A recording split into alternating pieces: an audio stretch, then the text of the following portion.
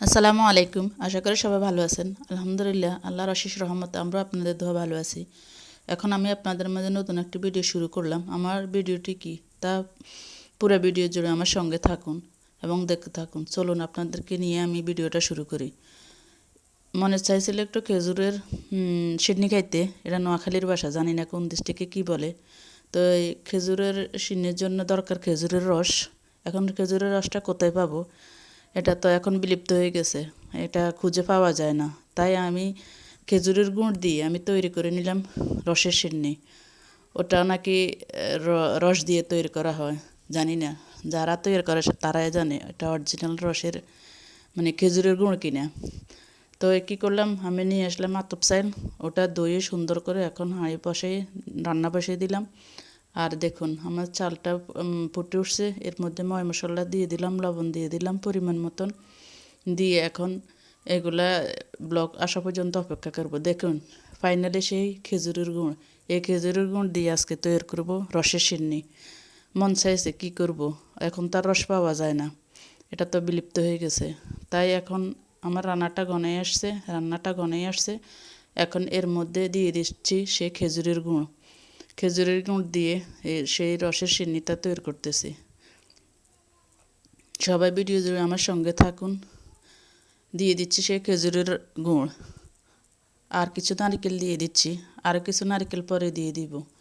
দেখুন খেজুরের গুঁড়ো দেওয়ার পরে এখনও গলে নাই, দেওয়ার পরে এর লুকটা কেমন আসছে এ দেখুন, গনে আসছে, চাউলগুলো সিদ্ধ হয়ে গেছে। এখন এর মধ্যে দিয়ে দিব নারকেল। একটা নারকেল ভেঙে কড়াইয়ে নিয়ে আসি এখন এর মধ্যে দিব। নারকেলও এখন পাওয়া যায় না, নারিকেলটা এখন বিলুপ্ত হয়ে যাইতেছে, সকলে ঘর বাড়ি করতেছে আর গাছগাছা সব কেটে ফেলতেছে। এই জন্য এখন এগুলো বিলীন হয়ে যাইতেছে আস্তে আস্তে। কিন্তু নোয়াখালীতে বিখ্যাত ছিল নারিকেল, এখন সেই নারিকেলও নোয়াখালীতে এখন অভাব পড়ছে, কি করব। তো আমার ফাইনালি হয়ে গেল, দেখুন আমার ফাইনাল রসের সিন্নিটা হয়ে গেল। কে কে খাবেন আপনাদের সবার দাওয়াত, আসেন। যদিও রস না পাই, এভাবে গুড় দিয়ে আপনাদেরকে রসের সিন্নি তৈরি করে খাওয়াবো। আমার রান্না শেষ, এখন আমি এগুলো সলভ করে নিয়ে নিচ্ছি। দেখুন ফাইনাল লুক। অফ ক্যামেরায় কিন্তু আমি এখানে কিছু কিশমিশ, কিছু বাদাম এগুলো দিয়ে দিছি, আর কিছু দুধের গুঁড়া। ফাইনালি এখন খাওয়ার জন্য রেডি সকালের নাস্তা। যদিও আমার এই ভিডিওটা আজকে 3-4 দিন আগের করা, কিন্তু এখন আমি বয়ে দিচ্ছি। আর নোয়াখালীতে যে প্রচণ্ড ঠান্ডা পড়তেছে, এই ঠান্ডার মধ্যে এই রসের সিন্নিটাই খুব বেস্ট। পাহাড় এদিকে তাকাও,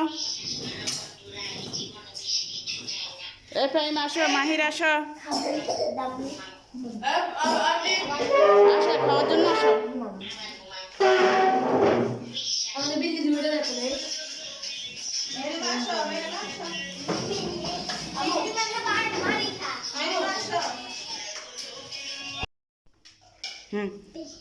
ভিডিওতে লাইক করো, চ্যানেলকে সাবস্ক্রাইব করো, পাশে থেকে বেল আইকনটি প্রেস করো।